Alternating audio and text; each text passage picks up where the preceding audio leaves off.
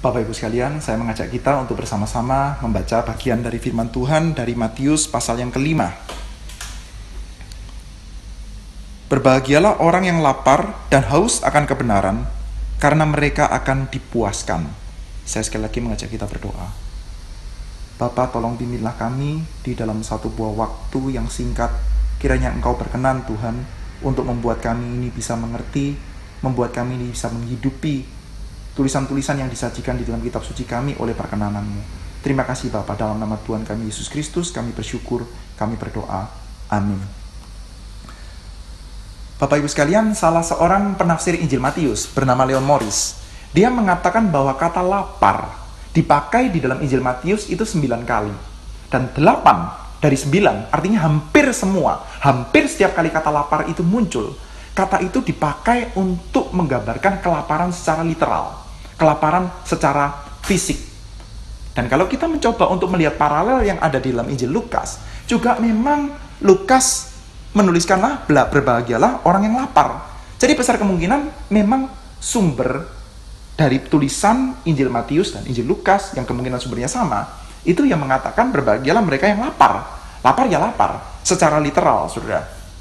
Nah, maka kita akan baik untuk membaca bagian yang kita baca ini ya, dari Matius pasal 5, dengan tidak kehilangan aspek literalnya, saudara. Meskipun Matius memang menyorot aspek rohani, nanti kita akan melihat ya. Jadi berbahagialah orang yang lapar dan haus akan kebenaran.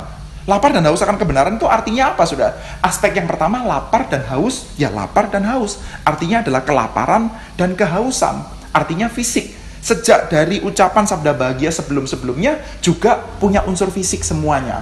Berbahagialah dia yang miskin, berbahagialah dia yang berkabung, berbahagialah dia adalah orang-orang taklukan. Dan sekarang sudah, berbahagialah orang yang lapar dan haus. Nah saudara, kalau kita mengingat dari bagian-bagian sebelumnya, begitu kuatnya latar belakang perjanjian lama, maka kita perlu mengingat juga setting dari orang-orang di dalam perjanjian lama dan para pembaca Injil Matius yang settingnya jauh lebih dekat dengan orang-orang PL daripada dengan kita, saudara. Saudara, kalau saat ini kita katakan, saya kelaparan, maka kita butuh pergi beli makan. Kalau zaman sekarang begitu. Kalau saya mengatakan saya haus, kita butuh untuk pergi ke dispenser atau ambil minuman, lalu kita minum, saudara. Jadi, lapar itu biasanya butuh dipuaskan dalam waktu beberapa menit. Kadang-kadang kalau kita sibuk sekali, dalam waktu beberapa jam. Tetapi saudara, kalau kita bicara tentang konteksnya, orang-orang yang ada di dalam perjanjian lama, yang mereka itu mengalami pembuangan, saudara, yang namanya kelaparan, itu mungkin tidak bisa dipenuhi dalam 1-2 jam. Kelaparan kadang-kadang nggak bisa dipenuhi dalam 1-2 hari. Kelaparan kadang-kadang berlangsung terus-menerus sampai orang itu mati. Saudara, kalau nonton film-film perang, misalkan, saudara, orang-orang yang dianiaya, orang-orang yang dijajah, saudara, di dalam film-film perang yang kalah perang dan lain sebagainya. Mereka kalau kelaparan itu bisa kelaparan banget, saudara ya. Badannya bisa sampai kurus, kering, sampai beberapa hari nggak makan, sampai ada yang mati, ada yang tetap bertahan hidup, ada yang mati, ada yang sampai akhirnya itu negara yang menjajah itu dikalahkan, akhirnya dia itu bisa keadaannya diangkat lagi. Ya pendek kata, saudara, yang namanya kelaparan dan kehausan itu dekat sekali dengan kematian, saudara. Dekat sekali dengan keadaan ketertindasan yang berat, saudara. Nah, kalau kita memperhatikan aspek literal seperti ini, lalu Tuhan Yesus datang dan mengatakan berbahagialah orang yang kelaparan dan kehausan, maka saudara mendengarnya seperti apa, saudara? Saya percaya, kita akan mendengarnya seperti orang yang sedang berkampanye. Saudara, saya berharap, saudara masih mengingat ya, di dalam pertemuan yang pertama, di mana Tuhan Yesus pernah mengatakan, di dalam pertemuan yang pertama, saya mengajak kita untuk bersama-sama melihat bagaimana ada paralel antara Yesus dengan Musa. Ada paralel antara Yesus dengan Musa.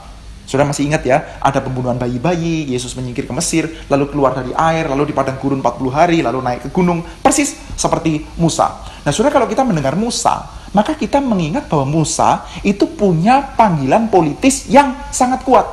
Saudara, saya kalau sebutkan politis, jangan ada dalam benak kita itu gambaran yang negatif ya. Politik itu bisa sangat-sangat buruk. Dan banyak politik yang sangat buruk. Sayangnya, saudara, gara-gara banyak politik yang buruk, maka seringkali cara pandang kita tentang politik itu sendirinya buruk di dalam dirinya. Tetapi, saudara, politik itu bisa juga baik, saudara. Seperti Musa, saya pikir Musa adalah salah seorang politisi yang baik. Dia betul-betul disertai oleh Tuhan, saudara. Nah, agenda politiknya Musa adalah apa? Pertama-tama, minta sama Firaun supaya bebaskan itu bangsa-bangsa yang ditindas itu ya. Sekumpulan orang-orang Ibrani yang ditindas itu. Maka bebaskan. Tetapi karena Firaun nggak mau kehilangan pengaruh, nggak mau kehilangan kuasa, dan tentu saja nggak mau kehilangan tenaga kerja yang begitu besar. Setiap hari bisa bikin batu bata begitu banyak. Firaun tentu saja menahan, saudara. Maka Musa disertai oleh Tuhan membawa bangsa Israel keluar dari Mesir. Ini adalah agenda politis. Saudara, kalau kita bicara tentang agenda politis, ada nggak lawan politiknya? Tentu saja ada. Saudara, dalam perjanjian lama masih ingat kan, Musa itu pernah beberapa kali mengalami pemberontakan. Miriam, saudaranya sendiri, pernah memberontak, saudara. Pernah ada pemberontakan Datan, Korah, dan Abiram, gitu ya. Jadi, tidak semua orang itu bisa sekata setuju sama Musa. Bahkan kalau kita perhatikan dalam kitab suci kita, banyak orang yang grumbling, banyak orang yang bersungut-sungut tidak setuju sama Musa. Musa, engkau membawa kita keluar dari Mesir supaya kita itu mati bergelimangan di padang gurun. Kacau sekali kan, saudara? Nah, itu yang terjadi, saudara. Jadi, kita bisa melihat bahwa ketika Tuhan Yesus datang dengan mengatakan, "Hei kamu semua yang lapar, aku akan memuaskan. Berbahagialah mereka yang lapar, karena mereka akan dipuaskan." Ini divine pasif, saudara. Jadi, Tuhan Yesus seperti kayak mengatakan, kalau kamu ikut sama saya, percaya sama saya, mereka yang kelaparan akan dipuaskan sama Allah. Divine pasif, saudara. Nah, maka kita mendengar ucapan Tuhan Yesus ini sebagai orang yang datang termasuk dengan agenda politis. Dia adalah Yesus anak Daud. Anak Daud itu kan gelar politis ya. Anak Daud bukan sekedar gelar biologis. Dia adalah keturunan dari Daud. Saudara, kalau sebut sebagai anak Daud, itu jabatan politis yang kalau di dalam perjanjian lama itu perebutannya pakai darah, saudara. Amnon itu melakukan bully kepada Absalom melalui Tamar. Nanti Absalom membunuh Amnon. Setelah Absalom melakukan pemberontakan, dia gagal. Lalu nanti ada Salomo diangkat menjadi raja sebagai anak Daud yang menjadi raja, saudara. Lalu nanti ada Adonia yang akhirnya mencoba untuk provokasi, minta itu Abisak tuh untuk dimiliki sama Adonia. Wah, itu yang namanya gelar anak Daud itu gelar kerajaan, saudara. Yesus kita percaya sebagai sang anak Daud. Yesus adalah anak Daud, anak Abraham, anak Raja Daud, saudara. Maka jangan tinggalkan gambaran politis. Dan sebagai orang yang sedang berkampanye dan mengatakan, berbahagialah mereka yang lapar karena mereka akan dipuaskan. Saudara teringat apa? Saya pribadi, saudara, saya teringat oleh ucapan salah seorang politisi yang menurut saya sangat mengagumkan di Indonesia ini, yaitu Bapak Ahok. Dia pernah mengatakan, agenda politik saya itu straightforward saja, lurus saja. Yaitu apa? Saya akan bikin perutmu, dompetmu, otakmu penuh. Kira-kira begitu, saudara. Coba perhatikan. Saya akan bikin perutmu penuh. Berbahagia mereka yang lapar, mereka akan dipuaskan. Artinya apa? Artinya ini kampanye. Dan sebagai satu buah agenda kampanye, itu kita tidak bisa netral. Pilihannya adalah saudara milih dia, atau milih yang lain, atau memilih untuk tidak memilih. Semuanya adalah pilihan yang tidak netral, saudara. Jadi semuanya itu adalah pilihan. Semuanya itu adalah sikap. Entah saudara itu memilih A, memilih B, atau memilih untuk tidak memilih. Semuanya itu adalah satu buah sikap. Semuanya itu tidak netral. Jadi golongan yang tidak memilih, kalau di Indonesia disebut sebagai golput. Golput itu bukan netral, saudara. Golput kalau sudah tahu sejarahnya, dulu kan ada Golkar. Saya nggak mau Golkar, saya golput, gitu kan ya. Itu adalah tindakan politis yang besar, itu tindakan protes itu, saudara. Jadi yang saya ingin katakan adalah saudara tidak bisa netral. Tidak ada orang bisa netral dengan Yesus. Saudara akan ikut sama dia atau tidak ikut sama dia. Saudara akan subscribe atau saudara unsubscribe. Saudara akan follow atau saudara unfollow. Cuman bedanya kalau di Facebook atau di YouTube, saudara subscribe atau saudara follow itu nggak ada harganya. Subscribe itu semudah menjentikkan jari. Pegang jari di mouse atau di handphone, tik, saudara sudah subscribe. Saudara bisa tidak terlibat apa-apa dengan yang saudara subscribe-kan. Bisa. Ada beberapa channel kesehatan yang saya subscribe, saudara. Tapi nggak pernah saya tonton, saudara. Saya pernah punya semangat. Saya mau hidup sehat supaya bisa melayani Tuhan baik-baik. Lalu lihat channel-channel kesehatan, subscribe. Ya, ada dokter siapa memberikan penjelasan medis, subscribe. Lalu saya cari yang penjelasannya kayaknya itu komprehensif ya, kayaknya penjelasannya bagus, videonya jadi panjang-panjang. 45 menit, 1 jam gitu. Subscribe. Nggak ada yang pernah didengerin, saudara. Nggak apa-apa juga. Subscribe nggak bayar. Subscribe nggak bayar, nggak didengerin juga nggak apa-apa. Tetapi ketika kita itu subscribe kepada Tuhan Yesus, nggak bisa nggak bayar. Bayarnya apa, saudara? Bayarnya seluruh hidup. Oleh karena itu, hati-hati. Sebelum saudara memutuskan, saya mau ikut Yesus, hati-hati. Ada tantangannya. Ada janjinya, pasti ada janjinya, saudara, dan saya tahu. Tapi juga ada tantangannya. Ada orang yang serampangan saja mengatakan, saya pengikut Yesus, saya pengikut Yesus, saya pengikut Yesus. Padahal sebetulnya bukan. Saudara ingat kan, pernah ada perumpamaan dari Tuhan Yesus, ada orang yang menaburkan itu ya, benih. Lalu benih itu ada yang jatuh di dalam tanah yang berbatu-batu. Itu adalah seperti kayak orang yang begitu mendengar langsung segera dia mengikut Yesus, tapi sudah begitu ada ancaman, aniaya, dia langsung imannya gugur, sudah. Pengikut Yesus bukan. Itu adalah orang yang subscribe tapi nggak mau bayar. Ikut Yesus nggak bisa demikian. Maka sudah, perhitungkanlah baik-baik sebelum kita subscribe. Perhitungkanlah baik-baik sebelum kita mau ikut, saudara. Karena ini adalah agenda politis, saudara. Ada konsekuensi kalau saudara itu mau percaya. Orang-orang yang lapar akan dipuaskan.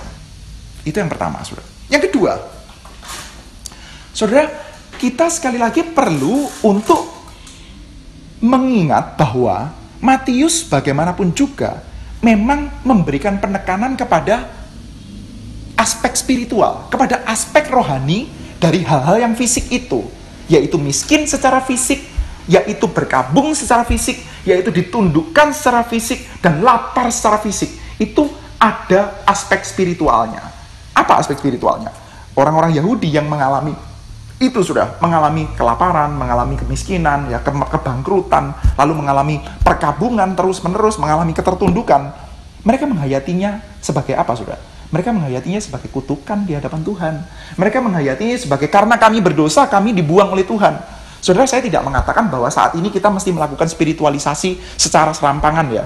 Begitu ada orang yang sakit, oh kamu dosa apa? Tidak, saudara. Tetapi dalam kitab suci jelas kok. Mereka itu dibuang karena berdosa. Israel itu dihancurkan Asyur karena berdosa. Yehuda itu diangkut pergi ke pembuangan di Babel. Karena apa? Karena berdosa. Karena itu, saudara, kita perlu juga menghayatinya di dalam aspek dosa. Jadi ketika kita bicara tentang lapar dan haus akan kebenaran, kita melihat satu buah aspek spiritual. Ini bukan lapar dan haus yang biasa. Bukan sembarangan lapar dan haus. Bukan sekedar orang-orang tertindas. Tapi orang-orang yang berasa distres, orang-orang yang berasa tertekan secara spiritual karena mereka punya kerinduan itu belum dipenuhi. Kerinduan mereka apa? Kerinduan mereka adalah akan kebenaran. Saudara, ketika kita membaca Injil Matius dan kita mendengar kata kebenaran, hati-hati untuk tidak buru-buru menginjeksikan kata kebenaran di dalam konsep teologia Paulus. Gereja saat ini, gereja Injili saat ini, saudara, banyak sekali yang akrab ya, banyak sekali yang mungkin dekat atau tersusupi secara bagus ya, tersusupi secara bagus oleh teologi Paulus. Jadi ketika kita mendengar kata kebenaran, dikaiosune, kebenaran, itu kita menghayatinya sebagai status saya di hadapan Tuhan, benar atau enggak benar. Kalau saya dikenakan kebenaran ya, alien righteousness ya, kebenaran yang asing itu, kebenaran yang dimasukkan, kebenaran yang diimputasikan masuk di dalam diri saya, maka saya jadi posisinya, statusnya orang benar, statusnya saya adalah orang kudus di hadapan Tuhan, sehingga saya diselamatkan. Saya boleh datang di hadapan Tuhan. Kalau ditanya sama Tuhan, kenapa saya mesti terima kamu? Jawabannya simpel, karena saya adalah orang benar. Loh, kok bisa saya orang benar? Karena ada kebenaran Kristus yang diimputasikan di dalam diri saya. Itu adalah konsep teologi yang banyak kita jumpai di dalam surat-surat Paulus. Tapi saudara, kita membaca Injil Matius, tidak harus kita benturkan, tapi Matius punya nuansa yang berbeda, saudara. Di dalam Matius, nuansanya apa, saudara? Nuansanya adalah kebenaran. Kebenaran itu artinya adalah apa? Kebenaran artinya adalah apa yang dikehendaki oleh apa yang dikehendaki oleh Tuhan terjadi, itu kebenaran. Shalom. Segala sesuatu berada pada tempat yang tepat. Itulah yang disebut sebagai kebenaran. Artinya, kalau ada orang lapar, ya dikasih makan. Kalau ada orang sedih, ya dihibur. Kalau ada orang bersuka cita, kita akan makan dan minum bersuka cita bersama dengan dia. Kita mengikuti lagunya Tuhan Allah secara tepat. Kita menari seturut dengan seruling yang ditiupkan oleh Tuhan Allah. Itu namanya kebenaran. Kalau ada orang jahat, ya dihukum. Kalau ada orang baik, ya divindikasi, dibenarkan. Tidak seperti saat ini, saudara. Saat ini ada orang yang benar, bekerja dengan sungguh-sungguh, tersisihkan. Ada orang yang jahat, menjilat kanan kiri, sepak kanan sepak kiri, posisinya tinggi. Ada orang yang kelaparan, dikelola, gitu kan ya. Maksudnya gini, saudara, dunia kita itu kan adalah dunia yang menjadi kaya. Orang-orang kaya itu banyak yang menjadi kaya, atau orang-orang kuat, orang-orang berkuasa itu banyak yang menjadi kuat dan berkuasa karena mereka mengelola kemiskinan. Mereka mengelola rasa lapar. Bikinlah mereka itu terus lapar, bikinlah mereka terus miskin, atau setidaknya jangan cukup kaya supaya mereka tidak butuh lagi kita. Jangan cukup kenyang supaya mereka tidak lagi datang kepada kita. Jadi dikelola. Mungkin jangan sampai terlalu miskin banget sampai mereka nanti akhirnya akan lari dari kita. Kelola. Dunia kita adalah dunia yang menjijikkan seperti itu, saudara. Saudara melihat di mana-mana orang yang miskin itu dikelola, orang lapar itu dikelola. Orang miskin dikelola dengan cara tertentu bisa menjadi konstituen. Kalau di dalam politik ya, saudara. Nah, maka saudara, dalam bagian ini, saudara, berbahagialah orang yang lapar dan haus. Berbahagialah orang yang amat sangat merindukan yang namanya kebenaran Tuhan itu akan terjadi. Berbahagialah orang-orang yang mengharapkan apa yang dikehendaki oleh Tuhan itu terjadi. Nanti hal ini akan di-highlight di dalam doa Bapa kami, saudara. Datanglah kerajaanmu, jadilah kehendakmu. Jadi sekali lagi, ada dua aspek. Kita berbicara tentang aspek fisik, kelaparan, dan kita juga bicara tentang aspek rohani, saudara. Kita bicara tentang aspek metaforis. Leon Morris mengatakan, saudara, seringkali kata lapar itu dicatat secara literal, tapi seringkali kata haus dicatat untuk menggambarkan gambaran-gambaran yang metaforik. Agak mirip dengan bahasa kita sehari-hari lah, saudara. Di dalam bahasa kita sehari-hari itu adalah ini, saudara. Orang yang Saudara dengar kata ini, haus kekuasaan. Saudara juga dengar kata haus penerimaan, haus akan nama baik. Tapi saudara jarang dengar kata lapar kekuasaan, lapar penerimaan. Lapar ya lapar, saya butuh makan gitu ya. Tapi kalau haus seringkali dipakai secara metaforik, saudara. Maka dalam hal ini, saudara, ada satu buah rasa haus yang sehat. Ada satu buah rasa lapar dan haus, yaitu akan kebenaran. Dan hal itu tidak terjadi ketika mereka dibuang di Babel. Saudara sekalian, ada satu buah berita yang sangat mengerikan di dalam kitab Amos, saudara. Di dalam kitab Amos itu diberikan setting ya, ketika zamannya Yerobeam bin Yoas, ketika zamannya Uzia, Raja Yehuda, itu kerajaan Israel dan Yehuda, itu kalau digabungkan, itu hampir-hampir bisa comparable, bisa dikomparasikan dengan kerajaan Israel pada eranya Daud dan Salomo. Luar biasa jaya. Israel pada zamannya Yerobeam bin Yoas, jaya sekali secara ekonomi, power militer dan lain sebagainya. Demikian juga Israel pada zamannya Raja Uzia, Yehuda ya. Israel di utara dan Yehuda di selatan pada zamannya Yerobeam bin Yoas, di bawah pada zamannya Yehuda. Itu sepertinya kayak makmur sekali. Tetapi sebetulnya itu di permukaan saja.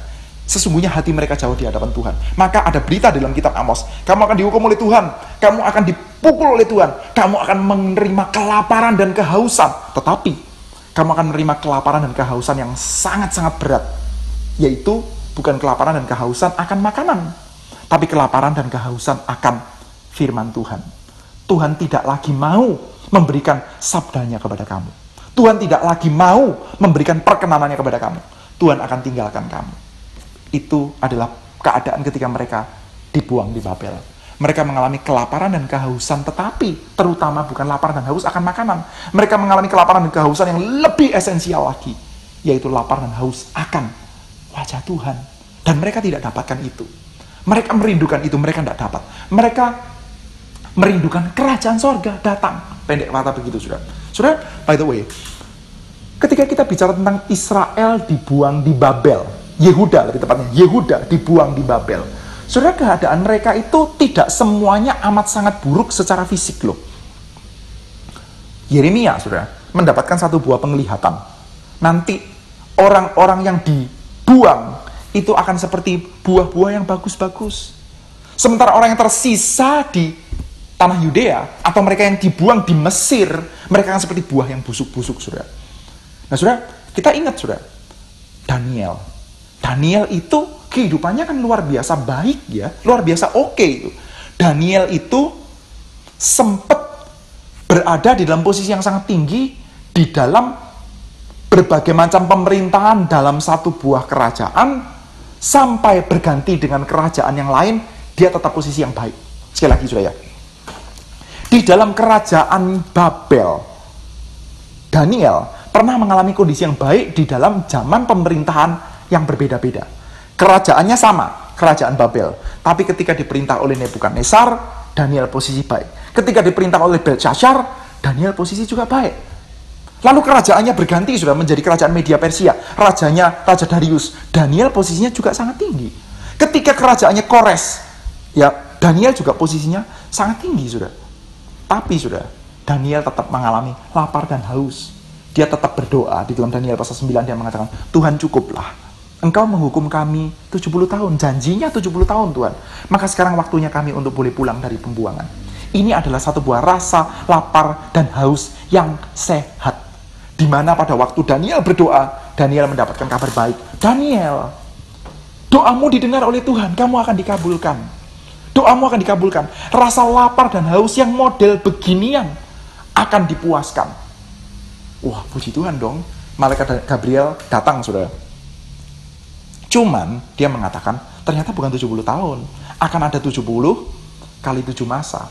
Akan ada waktu yang sangat genep, 70 kali 7 masa. Bahkan ada yang menghitung waktunya sekitar 500 tahun, sudah 490 tahun. Ya. Itu pada waktu zamannya Daniel sampai kepada eranya sekitar zamannya Tuhan Yesus, sudah. Ada yang bikin perhitungan-perhitungan sampai pada waktu itu, sudah. Nah, sudah, malaikat Gabriel mengatakan, yes, lapar dan haus seperti ini akan dipuaskan. Tapi bukan sekarang. Lapar dan haus seperti ini akan dipuaskan. Kapan, saudara? Nanti malaikat Gabriel akan datang lagi kepada Zakaria. Malaikat Gabriel akan datang lagi nanti kepada Maria dan memberitakan, sekarang waktunya. Sekarang momennya di mana lapar dan haus seperti itu akan dipuaskan. Justice of God, keadilan Allah, kebenaran Allah, kehendak Allah akan terjadi secara besar-besaran. Dan saudara, kita semua bisa melihatnya bahwa pada zamannya Tuhan Yesus, kehendak Tuhan mungkin belum seluruh terjadi di seluruh dunia, sudah sampai kepada akhir dunia. Ya belum, sudah. Memang belum pada kegenapannya.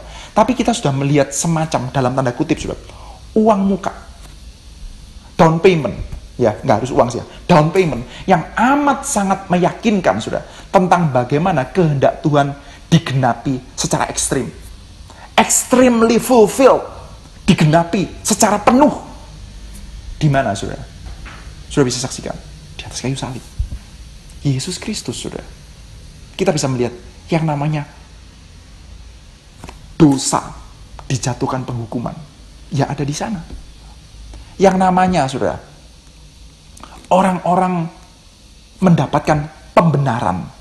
Ya di sana. Di dalam Yesus Kristus dibangkitkan, Yesus akan mengalami vindication. Bahkan kalau dalam versinya Matius yang kita baca, saudara, penyalipan Yesus sendiri, saudara, itu merupakan satu demi satu penggenapan. Tuhan Yesus, tubuhnya, jubahnya dibuang undi, sama seperti nubuatan dalam perjanjian lama. Tuhan Yesus, saudara, akan berseru, Eli Eli lama sabachthani, penggenapan Mazmur pasal 22.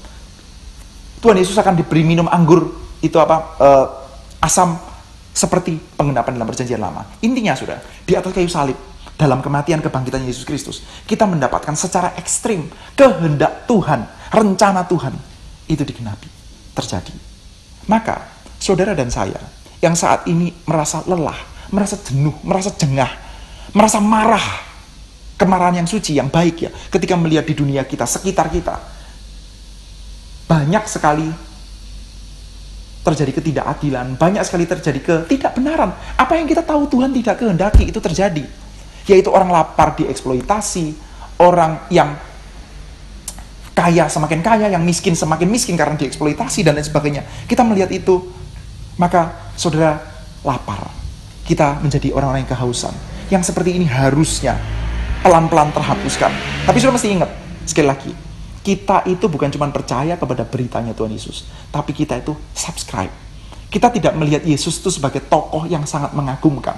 Kita itu menjadi pengikutnya Yesus. Maka ketika kita mengikuti Yesus, kita melihat bahwa di dalam Dia yang namanya shalom, di dalam Dia yang namanya justice, yang namanya righteousness, yang namanya kebenaran, kehendak Allah itu terjadi. Itu digenapkan secara penuh. Dan kita bisa melihat penggenapannya itu ada di mana, saudara? Ada ketika Dia membayarnya dengan hidupnya di atas kayu salib. Maka saudara dan saya juga punya panggilan yang serupa. Saudara dan saya juga punya panggilan ketika kita subscribe, kita ikut dengan agenda politisnya Yesus, di mana Dia akan membawa kabar pelepasan, pembebasan, jasmani, rohani. Maka saudara dan saya dipanggil untuk menjadi agen-agennya. Mari kita tengok kanan dan kiri kita. Kita lihat siapa yang bisa doakan. Kepada siapa di mana saya akan keep in mind ketika saya katakan, Bapa, datanglah kerajaanmu, jadilah kehendakmu. Kepada siapa saya akan doakan itu? Dan bagaimana saya bisa lakukan di dalam tindakan-tindakan saya secara material, secara fisik. Di mana saudara melihat orang-orang kelaparan, di mana saudara melihat orang kehausan. Saya pikir saat ini, nggak usah nunggu COVID-19, saudara. COVID-19 itu hanya akan meng-highlight apa yang selama ini sudah sangat ekstrim, yaitu injustice di dalam dunia kita.